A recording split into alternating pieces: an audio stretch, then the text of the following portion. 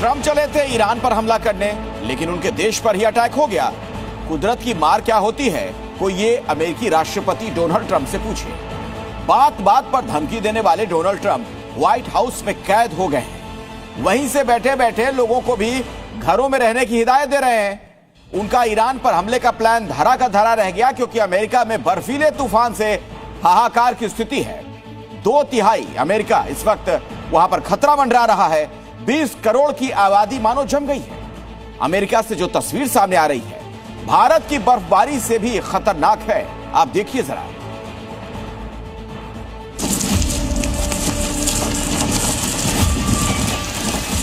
कुदरत के आगे ना किसी की चली है और ना चल पाएगी।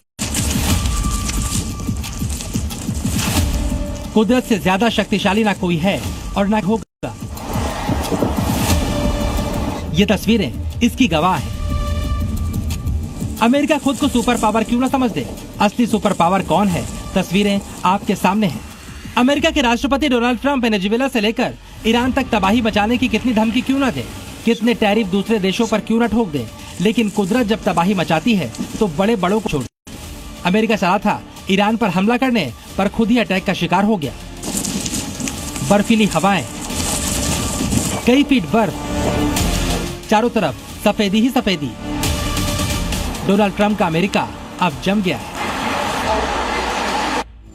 और ट्रंप लोगों को नसीहत देने के अलावा कुछ नहीं कर पा रहे। बर्फीली हवाओं का रुख बदलना बड़े से बड़े अमेरिकी मिसाइलों के बस की बात नहीं।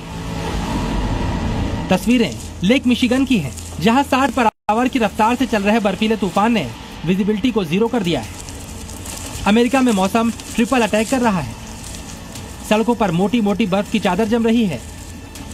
साथ में बर्फीला तूफान लोगों को घरों में कैद कर रहा है।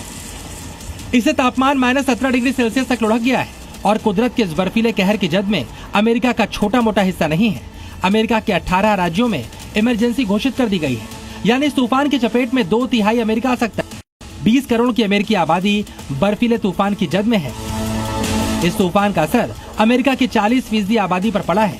आने वाले कुछ घंटों में कुदरत अमेरिका में बर्फीले स्ट्राइक की इंटेंसिटी बढ़ा सकती है। इसलिए तूफान के डर से लोग ग्रोसरी स्टोर्स पर जमा हो रहे हैं।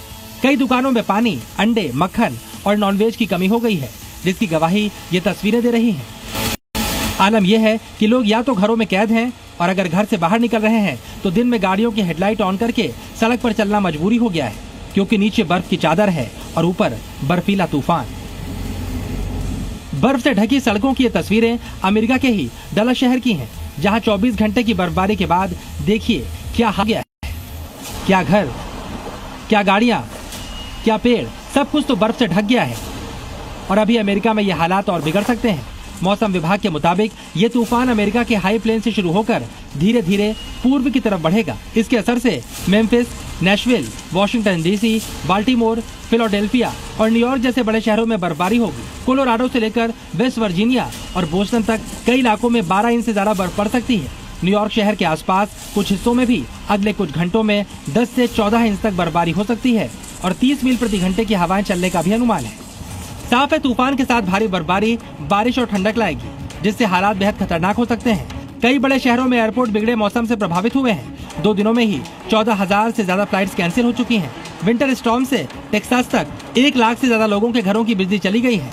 भारी बर्फबारी के कारण कई पूर्वी राज्यों में जनजीवन ठप हो गया है। साफ है, अमेरिका एक बेहद तेज बर्फीले तूफान की चपेट में आ गया है। इससे कई राज्यों में आम लोगों की जिंदगी अस्त व्यस्त हो गई है और ये खतरा अभी हाल में टलने वाला नहीं। ब्यूरो रिपोर्ट, जी मीडिया।